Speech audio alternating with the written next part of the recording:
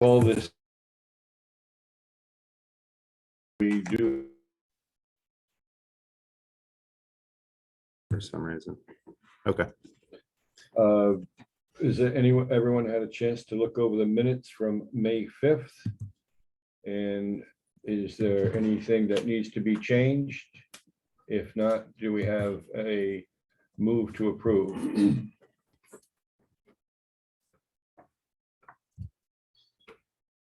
So moved. This is Doug, second.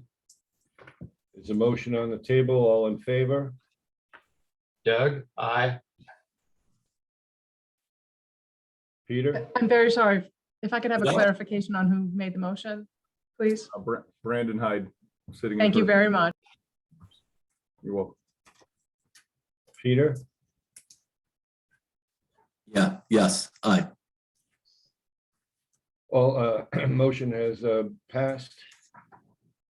Next will be a motion to approve the hybrid special meeting that was held at the Byron Brook. This is Doug, so moved. Can I get a clarification? I'm sorry. We're Yes. voting on what part of this? We'd already had it as. The minutes of the special meeting The from minutes. May 26th. Okay. Brandon Hyde, second. There's a motion on the table. All in favor? Doug, aye. Pete, aye. Brandon, aye. So moved. Next, we have communications. We have none. And finally, the continued public hearing and potential action on the application IWWCC number 22-05 Business Park North. Jeff, would you like to speak to the assembly here? If you go to the second page there, I'll talk from that. Good evening. For the record, my name is Jeff Ford, professional engineer in the state of Connecticut with Bowler Engineering at 65 LaSalle Road. For those of you who were at the site walk on May 26th, thank you. It was quite the 1.5 mile jaunt through the woods there. I thought it went real well. With the format, the way it was set up, and the fact nobody could ask questions, we'll be happy to at the end of this presentation on some of the master plan that we're presenting here this evening to answer some of those questions you may have from that site walk where we traverse the main road itself. With that being said, I don't know if you can pull up the master plan.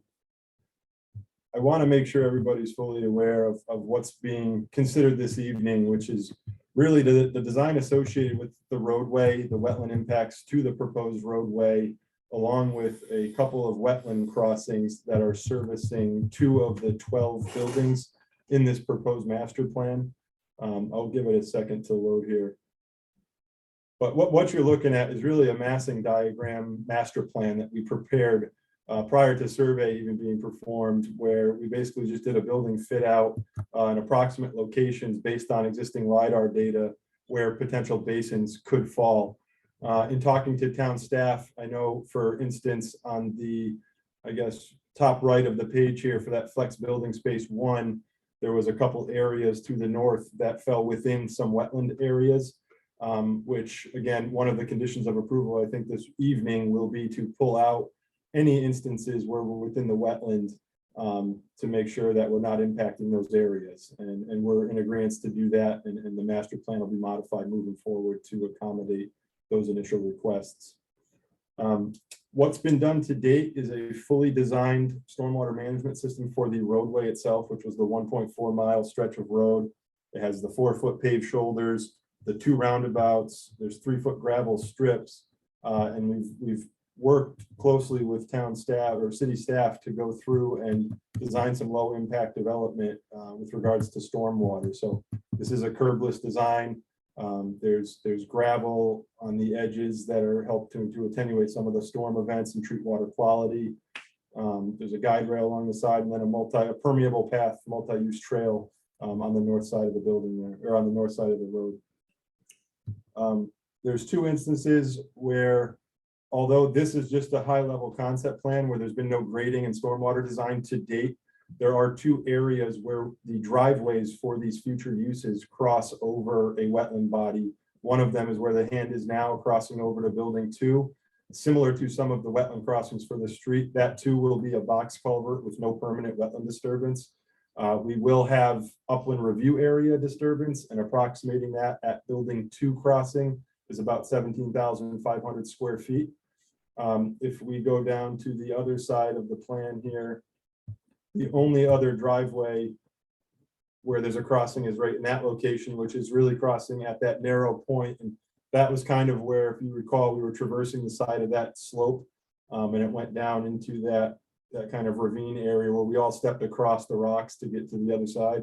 It's right in that location. So it's really a small crossing that will be, again, it'll remain hydraulically connected and we'll span it with a box culvert. So no permanent impacts to that wetland other than the upland review area impacts, which are about, again, 18,000 square feet on that side. So what I guess hasn't been fully designed, which is on the docket tonight, is that 40,000 square feet of additional, I guess, upland review area of disturbance for the future.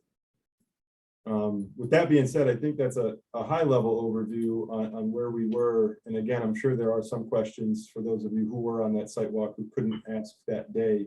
I'd be more than happy to answer any questions. We have our whole project team here as well to help answer any of those.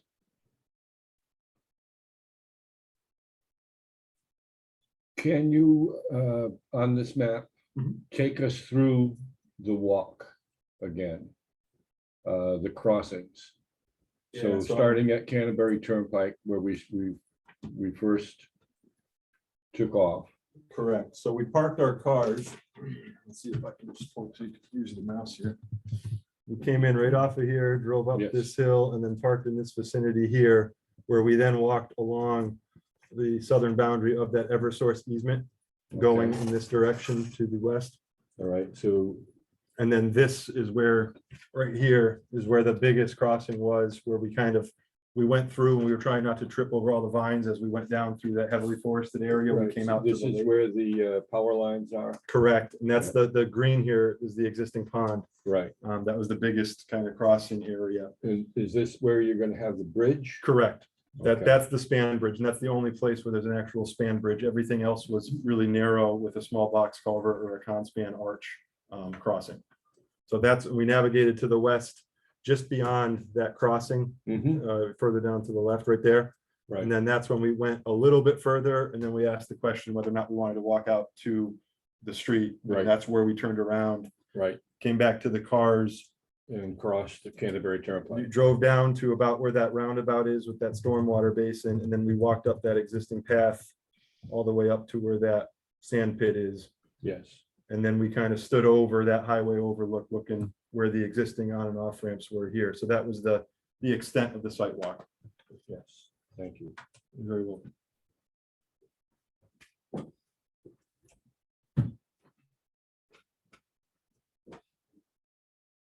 Can you go into a little detail on that bridge? Just what type of construction, how long the span is? Well, if you go back to the other exhibits, I think it was on those plans. I have a copy here. One of the last sheets had the details of the crossings. Yeah, right there. If Okay. you find, let's see, it'll be the largest one. I think it's over the left. Yeah, bottom left. Correct. Yeah. I want to say it was, let's see, the west, so northern length was 215 feet, it was variable width, so 215 feet and 240 feet on the southern edge. So it's a little over 200 feet. So there will be piers that will be designed once we get into construction documents. That will be there, but the majority of this is going to be a span bridge that goes across that whole length. Okay, but you're talking cement piers, Correct. and they'll be within the upland review. That will be the goal. Once we do get the structural engineer engaged, there's an area on that side that's right here where there's an upland review area that if we could put the arch or the columns there, and then on the other side, to the best we can, we'll try to avoid any direct work within the wetlands. Do you want to go through each wetland crossing one through? No, it's quite a plan to wrap a head around as a commission member. I guess my largest question, if I could, is when you approach a plan, this conceptual in nature, we're approving roadways mainly, and each building lot would have to come back separately? No. No. So you're conceptually approving, you're approving the roadway, the crossings, the impacts, and you're approving the site development plans for each area. Mm. But if it ends up being in reality that there's a strong deviation from it, it could come back. Mm. But what you're approving tonight, and Deanna, you can step in and add more info if you want, is the overall wetlands approval for the master plan. So yeah, I'll jump in. So Brandon, similarly, what we would do with like a subdivision is conceptual, like where a house would be and where a septic and all those kind of things and driveways are all shown and basically locked in place with no more encroachment than what's originally shown.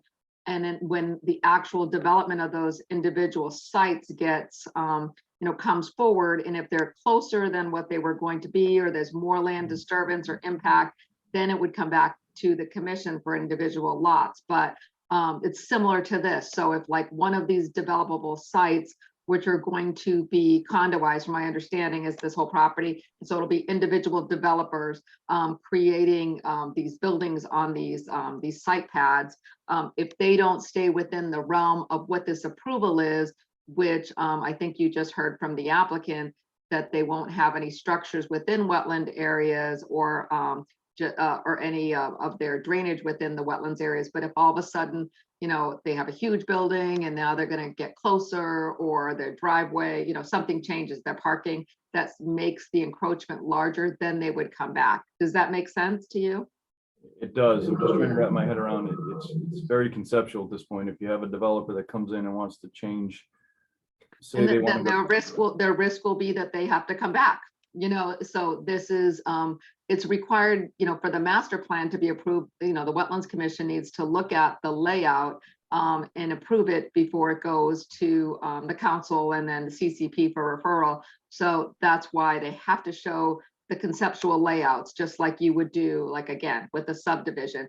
But however, if they can't stay within those envelopes of what they're showing, then they come back to the commission for that individual site.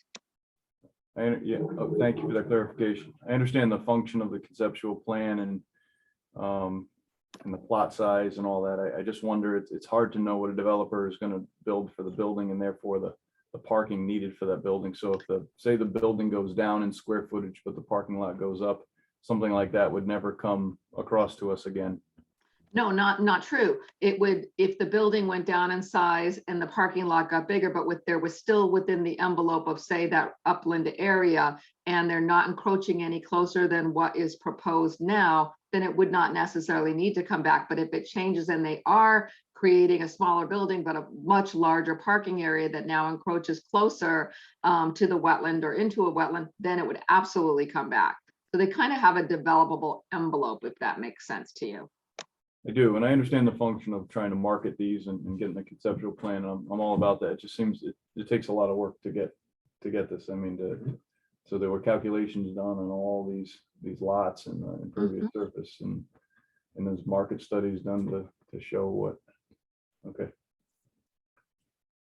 I think one of the big things too is that when these do get developed, as a professional engineer, there's certain guidelines and standards that I'd have to follow when designing these sites. So the 2004 Connecticut Stormwater Quality Manual, the 2002 Erosion Sediment Control Manual. So all of that would get taken into account. We'd be fully up to date on all our erosion control measures, and ultimately have to get our building permits and get an engineering review on it as well. So How long do you think it would take to put this proposed road in? Physically to build it. Yes. The estimate of the contractors, once we have full construction plans, will probably take about a year. Okay. If you could state your name, please. I'm for the sorry, record. I apologize. Henry Rosenhoff. Thank you. Approximately a year. And water crossings would take place during off-peak seasons, I would assume. I think that Bowler Engineering would provide a sequence for us that would minimize any environmental impact. Impact.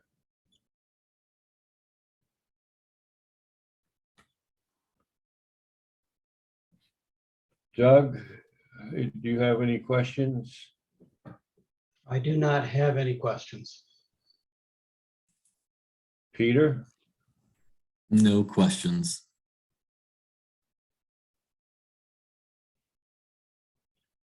You say about 40,000 square feet of disturbance overall? No, for just the two additional driveways, there's disturbance numbers that we have, of upland review disturbance that was in the package. And I could pull those up. I have the actual numbers here. 1 second.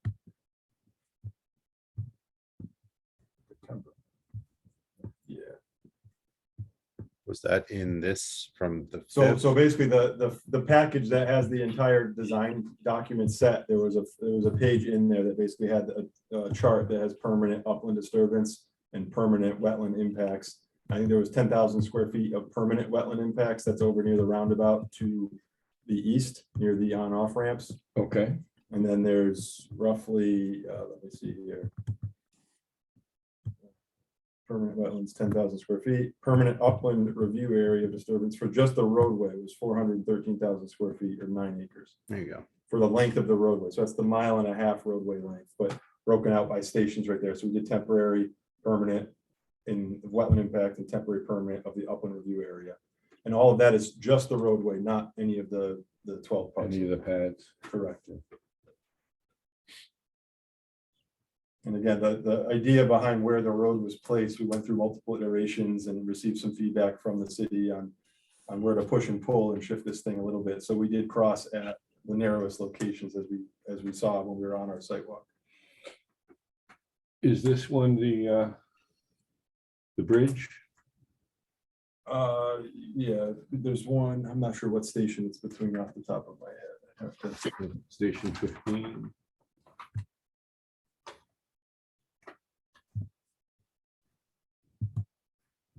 yeah, I'd have to get the plan out and look. I don't know if the station showed there. It's right on the top. Station 5550 to 5850.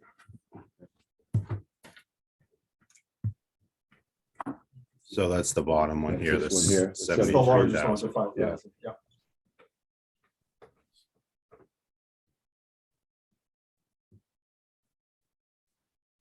And all that is going to be stored on site, yes.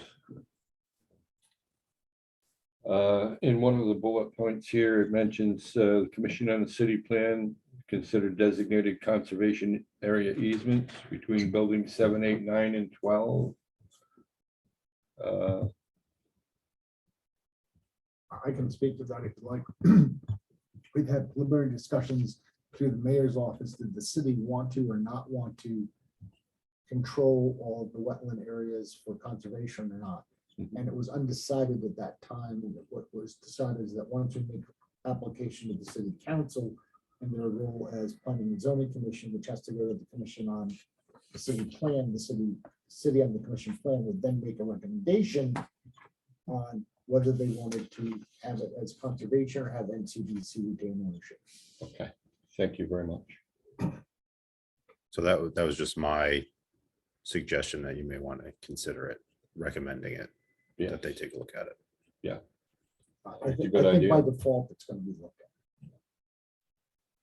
Sometimes when things go to planning and get bounced back down to us, but in that situation, it would or would not.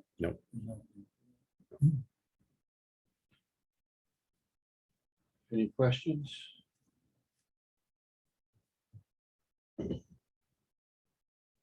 No, it's, I guess my only concern, and I think it's a great use, for the land. I think it's smart for the city. It's just hard to approve something conceptually without knowing it's ever gonna come back, I guess. And that's, when we look at plans, we tend to look at them, when's the seeding done, when, what type of plants, and I mean, so to approve something at a macro level, I'm not against it. It's just, it's unusual I understand. for the commission, so. I'm not against the overall project. I know there's been a lot of work put into it and for it, my only concern is not seeing these, I guess, when they come back. It's very unusual from what we're used to here in the commission. I understand they have to market them and get the approvals to market them. I understand that whole process. Brandon, this Want is to make Deanna. any, Yep. This is Go ahead, Deanna. Deanna. So I would say that the likelihood is most of these are gonna come back. Because you have a small, the square footage of a building, it's a box. Most companies have their, like, let's look building 8. It's kind of an unusual shaped building here that I'm looking at. Yeah, it's like the likelihood that a developer is gonna come in and say, I want to build that exact shaped building, just like that with the drainage, I think is from experience, my personal experience as being a planner is very low. So, which means that that's probably gonna change. Again, if it changes significantly, or the layout, like I said, that gets closer because they skew the building in a different way, so the parking is gonna affect to be close, closer in the buffer area than what's shown now. The reality is, I think most of these will come back by default unless there's just that perfect company that's been working with Henry, which, is irrelevant to this conversation, that says, hey, I'm looking for this exact rectangular building, 132,000 square feet with this much parking, just like that, like say Flex Building 4 or something, or one of these ones. So the reality is, I think that it's partly speculative on what the market is looking at. Again, I'm not speaking on behalf of Henry, I don't know this, but I think that, they came up with all these mixed sizes of buildings to give options, but my gut instinct is you will be seeing most of these back. And just so you know, they will be coming back anyways. You'll kind of know who the developers are because it won't be a full application, but the transfer of permits to the individual site developers is required to come back to the commission by statute. So someone that's going to build out where building 8 is in that they're going to have to come back and get a transfer of that portion of that permit to them, and know that the parameters are that they are within the same thing. And if they're not that same thing, then they're going to come back to you for approval. So you'll still be seeing who each of these developers are, because they need to come forward and get approval from you for that transfer of the permit. Because the permit is all now to the applicant, which is NCDC. Follow up on Deanna said, Mark Clark, mechanical for NCDC. In discussion with staff, 2 things that we suggested and staff and we agree that if there's a permit granted by the commission tonight, it would be a permit to NCDC for the site. But it's our intention to condo this park into individual units in a common interest community. So each developer would then control one site. And we're going to make the approvals, the wetlands approval assignable, subject to commission approval to each developer, who would then, as Deanna said, come back. So if there's a violation, for instance, it would be a violation per site, not for the entire development. So while we're approving as an accommodation, we appreciate the cooperation that staff has given us to develop this permit site-wide. We're going to divide it by 12, 14, whatever the number of units are, so that the commission and each unit owner would have to go back to the commission on city plan for a site plan approval. Mhm. So between wetlands and the commission on the city plan, there's going to be a certain amount of control and approval and scrutiny of the wetlands aspect and the site plan aspect of it. That makes sense. Makes me feel a little better. Yeah, I just there's didn't- not a building in the unusual. whole thing that Right. won't go to the CCP because they're all Yep. large enough to This is trigger just an that. unusual development, and we're trying to find a way to get it all approved and have the city retain some measure of control of the site. And I think it's smart, a smart approach, and I think it's smart for the city, and I understand all that. I just, seeing them come back, it makes me feel a little better. I guess that's the only thing. Our job is to protect the wetlands, not from a planning standpoint. I understand by condoing it out, sometimes setbacks and things are different than if they were individual lots. That's a planning issue. My concern is the wetlands, so I just wanted to see all that. Thank you. you know, Brendan, did you want to make a recommendation as far as plantings at these crossings? It's kind of impossible at this point. I mean, it's just, that would be a detail. I mean, when you do a conceptual plan, it's almost always followed by a detailed plan. It has to be. So it's, to make any recommendations. I would trust the professionals at that point in the detailed plan to do that. I think it's premature at this point. Thank you. Any other questions, comments? You wanted to enter? some, Yeah, I'll just go over my memo real quick.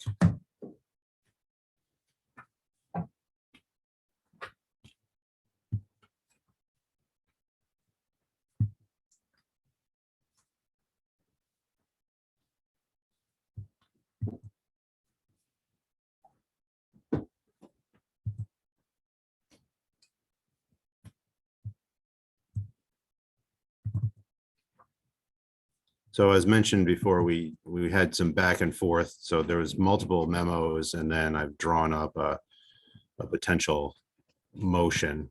Just to go through the numbers in my memo real quick. The city engineer emailed on June 8th and stated that his comments from the preliminary review have been addressed. They've incorporated low impact development design where possible while also complying with water quality treatment standards. We have a note about the roadway crossings of the Eversource/CLMP easements where there are adjacent wetlands are currently under review by Eversource. If the location of the roadway changes because of Eversource review, the applicant will have to return to wetlands for review and approval. Number 3 was addressed. We did get new plans at the 1:60 scale, which led to another discussion earlier today that we talked about. The solar arrays are kind of just to show that it's a potential there, but we asked them to modify the sketch so they won't be in the wetlands on the master plan. There's just a couple boxes that hung over the wetlands.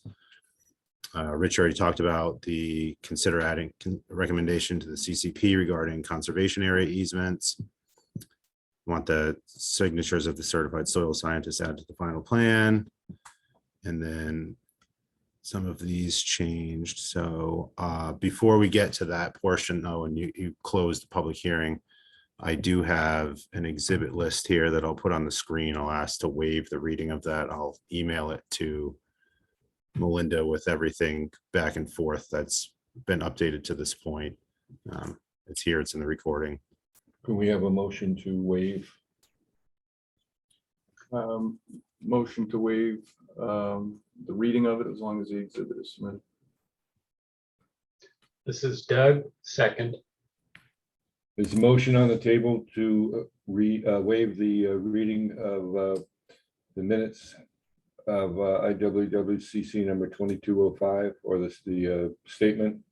All in favor? Doug, aye. Sorry. Excuse me, can I interrupt for what? Just for Dan, the, can I interrupt? sure, Can you put it on the screen though for the public to see that Yes. list because it's not on the Yep. screen, please? I gotta change the share.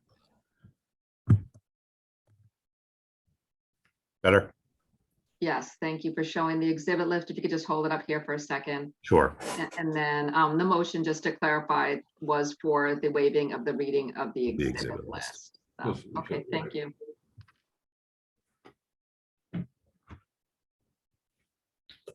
Second, the motion for the waiving of the exhibit list. There's a motion on the table. All in favor? Doug, aye. Pete, aye. Brandon Hyde, aye. Unanimous. Motion is approved.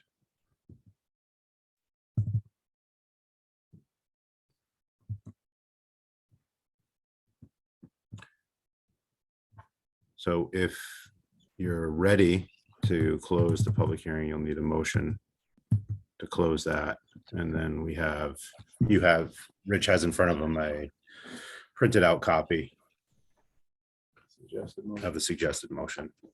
And seeing there's no one in attendance and no one online, I move to close the public hearing. This is Doug, second. There's a motion on the table. All in favor? Pete, aye. Doug, aye. Brandon, aye. Unanimous. The motion to close the public hearing is approved. Public hearing is closed. Now we have a motion for approval. Should I read it? We can waive the reading if you'd like. It's on the screen. And I'll It's just prepare read it. the reading of it since it's, yeah. Okay. We don't have any See it. water for you for the end of it, so. and can I just get a point of clarification? It was mentioned at the beginning, the conceptual plans have been modified to pull out of any wetland areas. So it's been modified in the motion. Here. That the proposed site development areas be modified to remove any encroachment into the delineated wetlands, excluding the temporary disturbance that may be necessary to construct roadway access to the sites. Thank you. Is there a motion for IWWCC number 22-05?